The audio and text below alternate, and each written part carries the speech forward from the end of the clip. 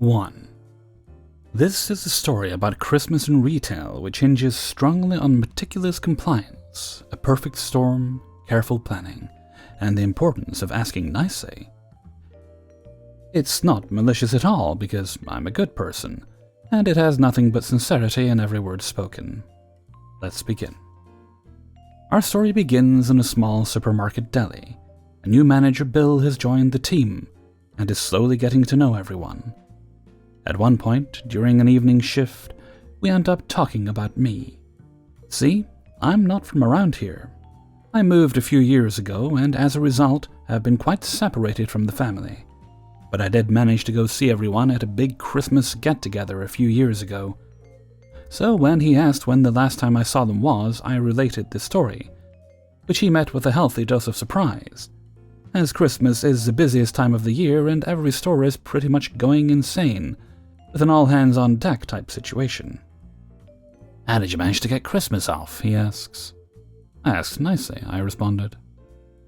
Which was true in a way, but mostly worked only because I had very little care for taking public holidays off, helped around when I could, and called sick maybe once in 3 years. That one is luck and good climate.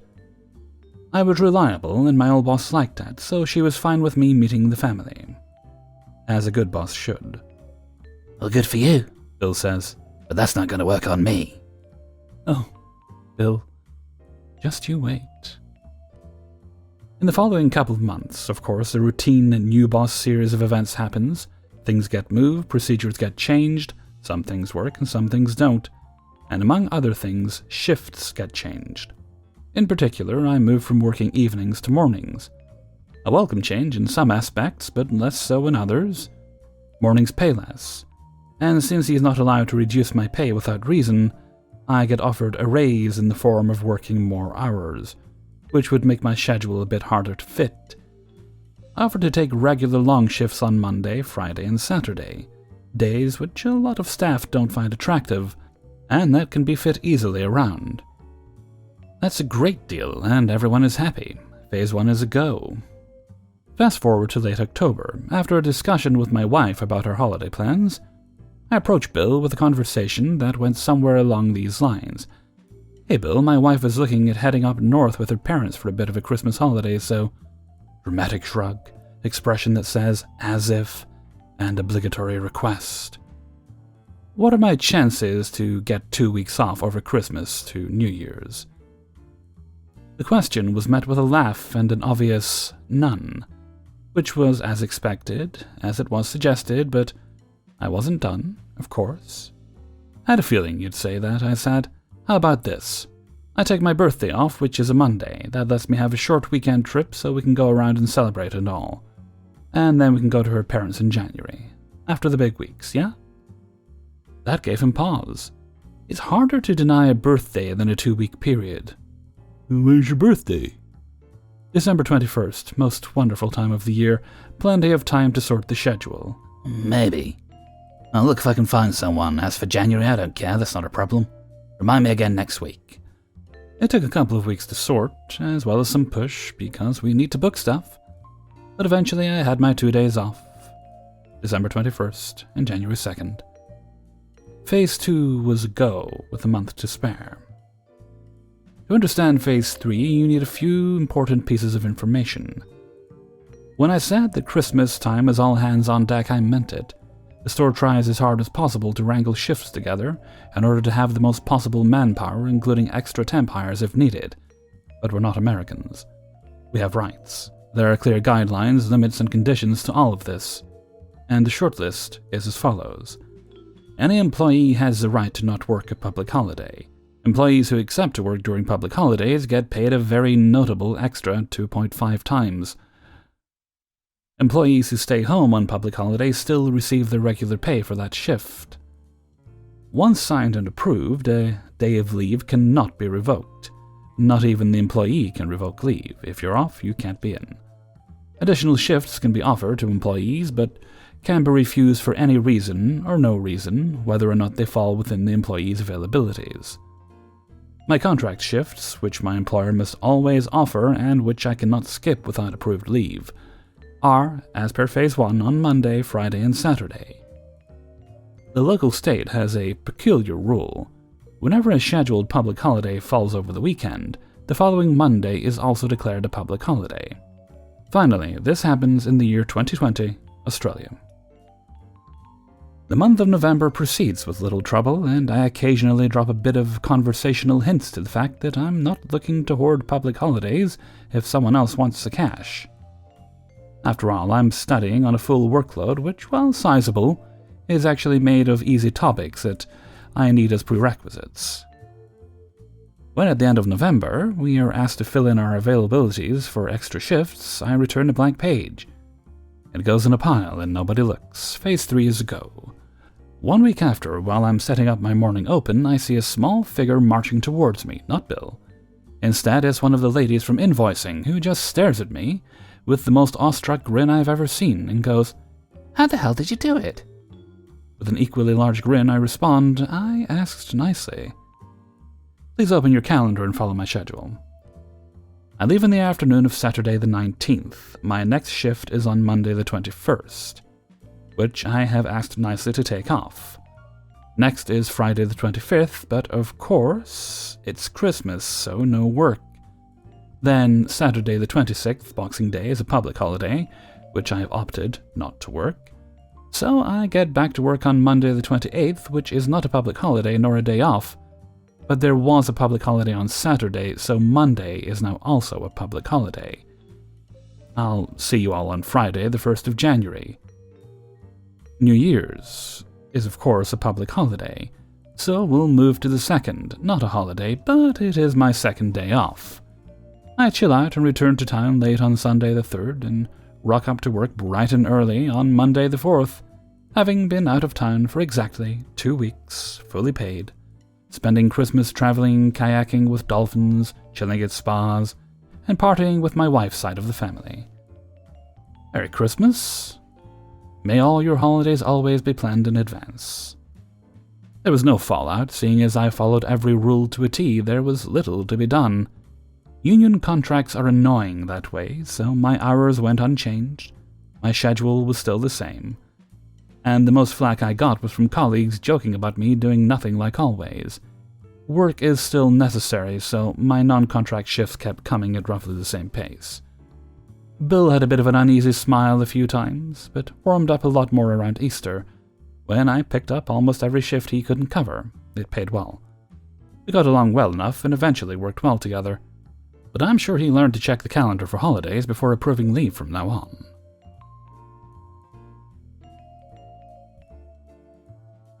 2. I was at the office, working a shift at a call center for customer service, and I get this call from a woman who's encountered a problem with her ticket purchase. In her defense, though, the initial problem was not her fault or doing, but her reaction to the situation... Wow. Okay, stick with me because it's a bit complicated. To summarize the situation, she tried to buy tickets at the moment our website basically crashed. Like total collapse, and that wasn't anyone's fault. Aside from maybe the higher-ups who never invested much in the website maintenance. But that's another story. So the ticket she had tried to buy appeared on her credit card account, but the transaction was pending. Which we know because she emailed us a picture of her credit card history. That means that the purchase process got stuck in between. So she calls us, I try to find the tickets, I cannot. Because of our system, since they weren't paid for, there was no trace of the transaction anywhere. They were simply never bought. They appear on the card, but were never charged.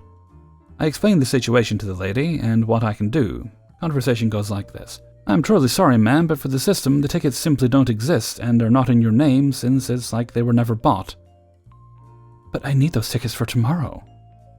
"I understand, but it's sold out. Capacity is limited due to COVID." "Then what the fuck can you do?" Trying to keep my cool. I hate when people swear at me while I'm trying to do my job. "What we can do is you can buy tickets for another day. If the tickets you initially tried to buy for tomorrow do appear in our system, which would mean the transaction passed and your card was charged, we will refund you right away." "Why can't you refund me now?"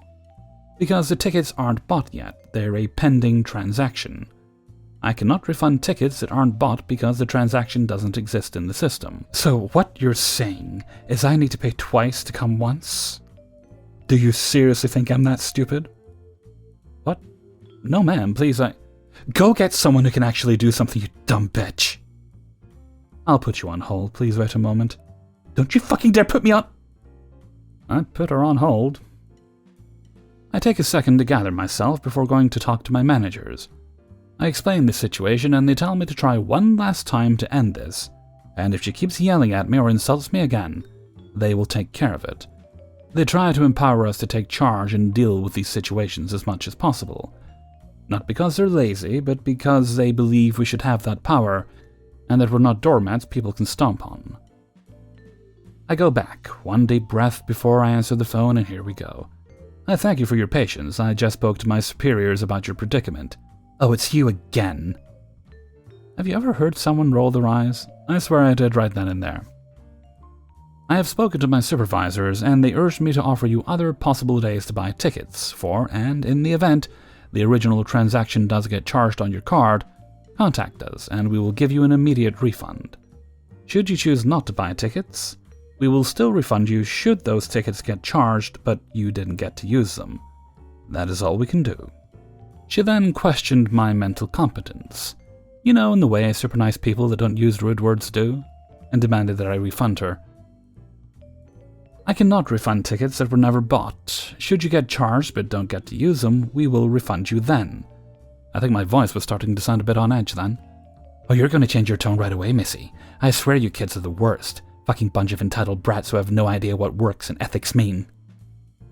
I'll get back to that a bit later, since it's the part that stuck with me the most. I have told you all we can do for you. Do you take the offer to get tickets for another day or not? Of course not, you idiot. I swear to God, everyone will know you're just a bunch of shameless thieves. Then have a nice day, ma'am. Fuck you! She hangs up. Like, I understand what happened is frustrating. It probably messed up her plans, and the website crash was not her fault. But reacting like a toddler, having a temper tantrum with a lot more cussing and insulting me, that was her choice. People, please remember that when you call customer service, though you may not see us, you're talking to a real person. We genuinely do our best to help, and like 99% of the time, we can reach a solution or a compromise. When she called me an entitled brat who doesn't know what work or ethics meant, it hurt. I've been working since I was 13 years old. I strive to be independent. I work for it, and I make a point of being honest because that's how I was raised. By an honest, kind, hard-working mother, and I want to make her proud. Remember, the human on the other side of the counter, or the phone line, yes, sometimes things can get frustrating. But that's not an excuse to insult or swear at an employee trying to help. Thanks for coming to my TED Talk. Have a nice day, y'all. 3. I work as a logistical consultant, and have done so for the past 7 years. Most of my work is short-term contracts to update and optimize logistical systems for manufacturers and delivery businesses. I do have a couple of long-term contracts with repeat clients, and this story is about one such client. I got a job offer 6 years ago with a friend who inherited his family's machine shop. His father's a brilliant man, but not business savvy in the slightest, and the entire business was teetering on bankruptcy. My main job there was optimizing the production method for both existing contracts and future contracts. This was my first long-term contract, but I'd been doing similar work for a few years and had gotten a couple of patents for producing some intricate parts before getting this job. In the contract negotiation, I made sure that any patents developed in the course of my work would be retained completely by me. The contract term was 5 years before reevaluating. It took a lot of time and work, but the company became rather successful, especially considering the condition my friend inherited it.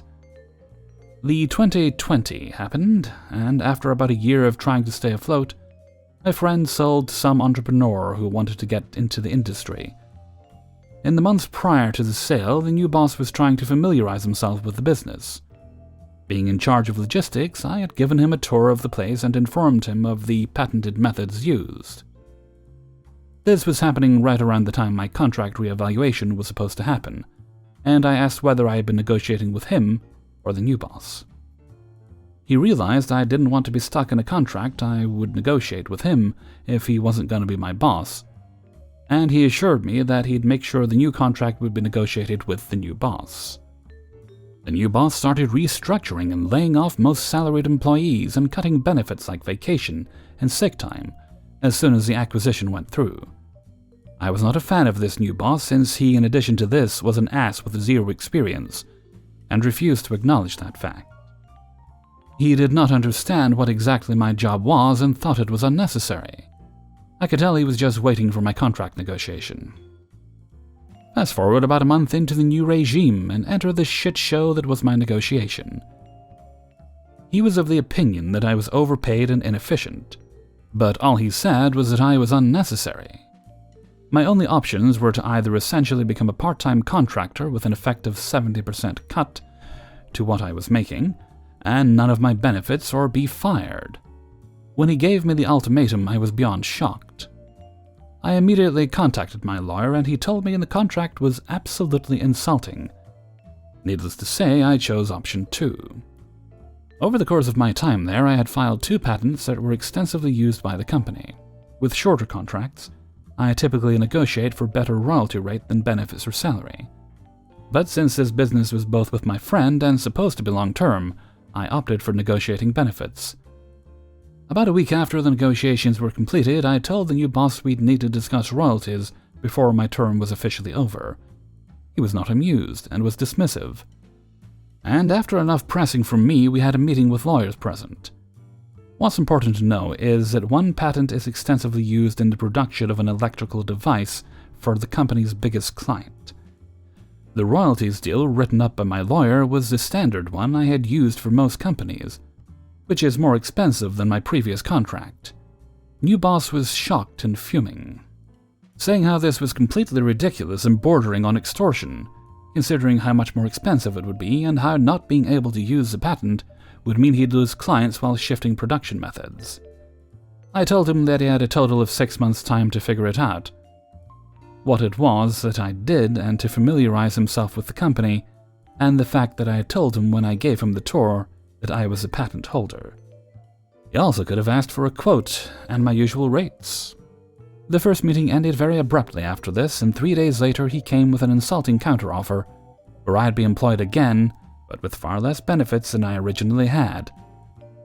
I told him I don't want to work for him and that he either pays my rate or changes production methods.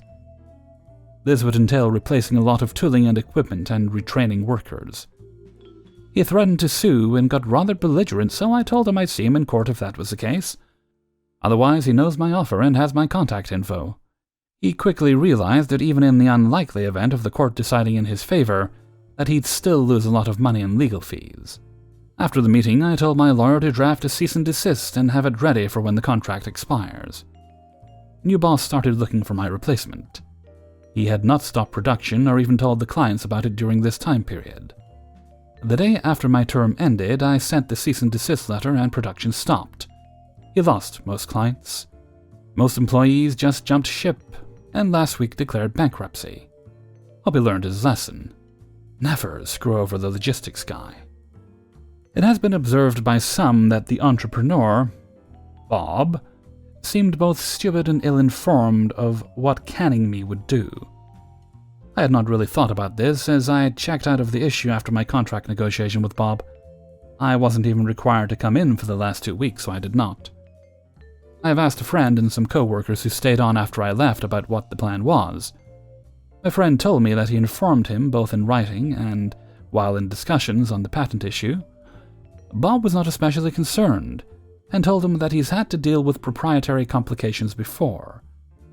The warehouse manager and head bookkeeper informed me over lunch yesterday that Bob had hired a patent lawyer to find out what exactly would need to be changed to the process to no longer be infringing. This sort of thing is common in the pharmaceutical and chemical manufacturing industry to renew patents for corporate interest. The warehouse manager was told to increase production and create a surplus before my contract expired, so that the line could be modified, and the orders for the clients could be filled while he was in talks with the clients. However, the only people still employed that had the necessary information to help the technician change all the machines was the warehouse manager and floor manager. Between the lack of hands, unexpected complications in implementing the modifications, and having only 2/3 of the floor machines actually working, The surplus had run out and the orders could no longer be filled. The client, who apparently the bookkeeper said the only one who knows the specifics is the client and Bob, agreed verbally but not in writing to the change in the product and the possibility of not receiving full orders as the production line was modified. The mounting economic pressures led to the bankruptcy, so Bob was not a suicidal dumbass, he just overestimated his abilities. My lawyer has contacted a friend of his who specializes in bankruptcy law, and I have talked with 2 of the previous clients about the situation. The large client has expressed interest in securing a source of the parts, but the smaller one had already been on the fence about discontinuing the product that required our parts. My lawyer has told me that this is unlikely to be resolved soon, but I've gotten the idea of giving my friend the business back as a birthday present. 4. Nobody can have 5 out of 5 in all categories 2 years in a row. Mark him as a 4 out of 5. These were the words my HR said to my manager when he put in my annual performance review for this past year. To explain a little background, I work in a niche part of research agriculture. I'm good at my job, I do it well, and everywhere I've went I've made myself extremely hard to replace. Basically, I'm good at what I do and it reflects. My manager is very open with me. He is the most transparent manager I've ever had. In fact, he shares with me certain details that I'm not supposed to know, such as salary raises, bonuses, stupid things that HR says to him in an email.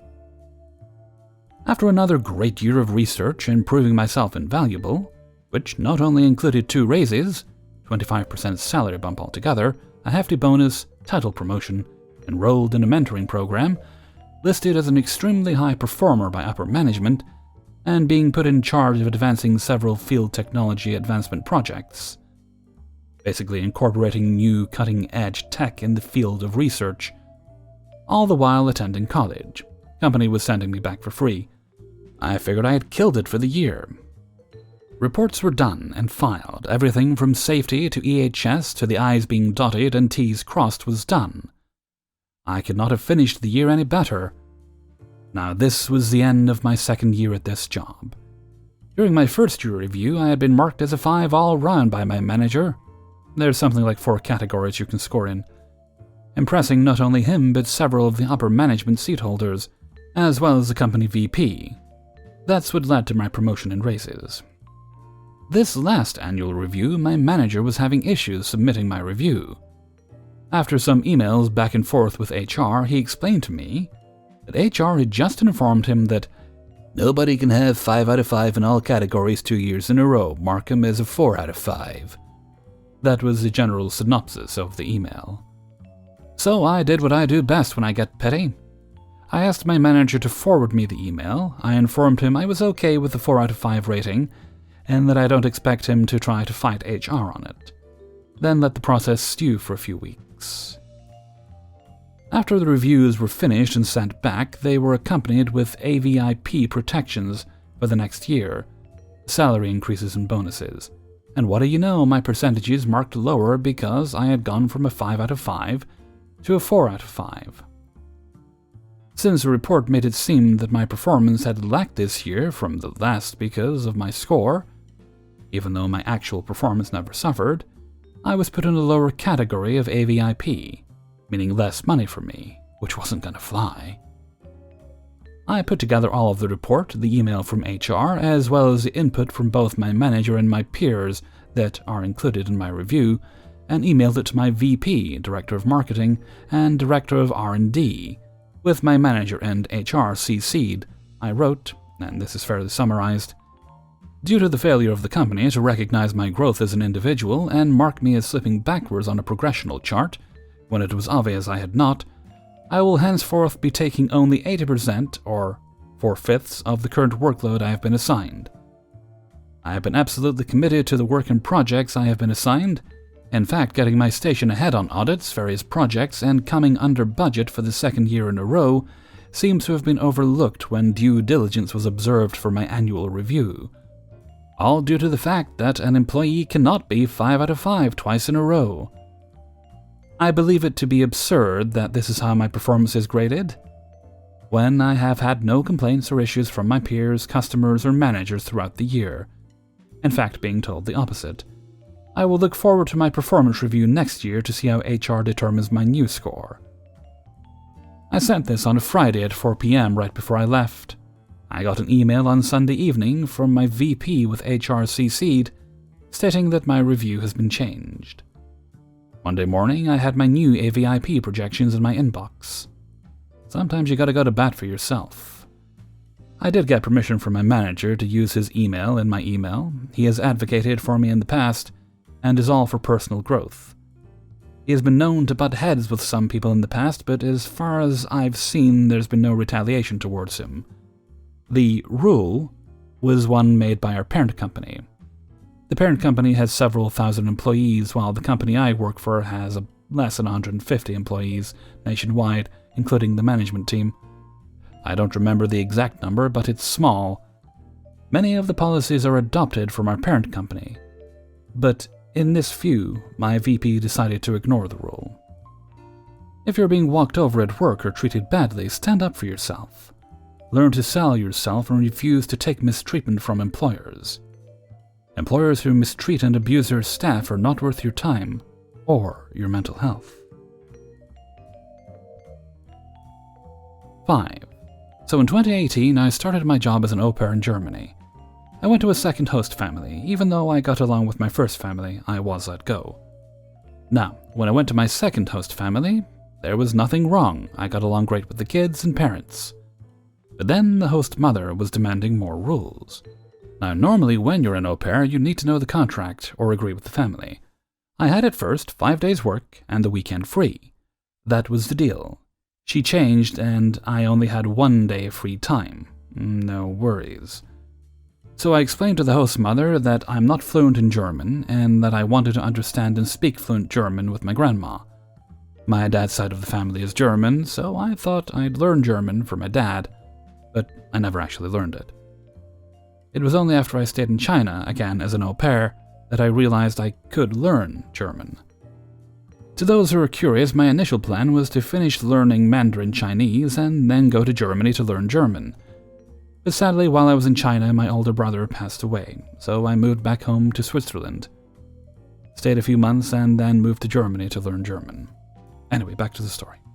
The host mother just nodded her head and said, "Okay, well, you must take a test to see how far is your German."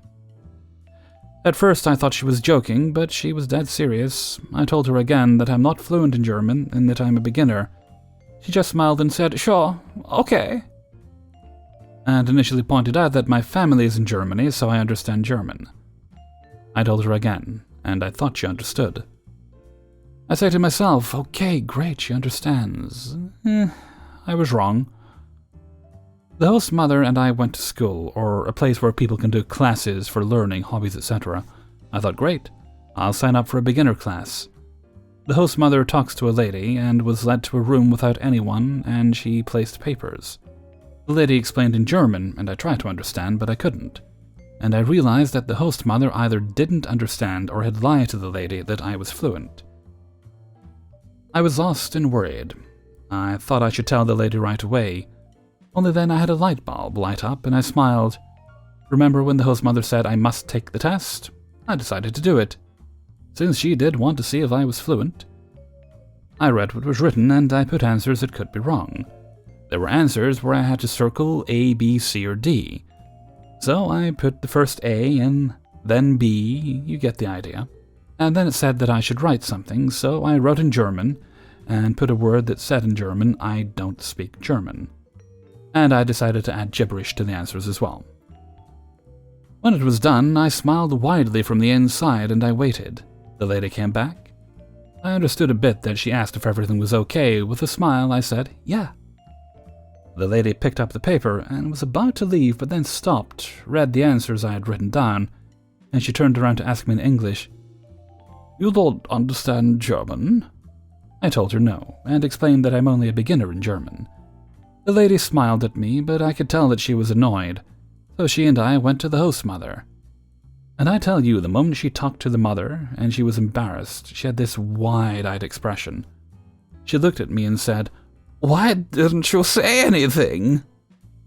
I just looked at her and said, "You wanted me to take a test." So I did. I did manage to learn German. I left the host family after 6 months due that I couldn't get along anymore with the host mother. I lived with my grandmother for a year in Germany, and I finally understand German. Hey everybody, Hellfreezer here, and thank you very much for listening to Revenge is Ice Cream, episode 117. And thank you very much to everybody who allowed me to use their stories in this video. If you enjoyed the video, then please do share it around with all your friends and family. I appreciate that very much.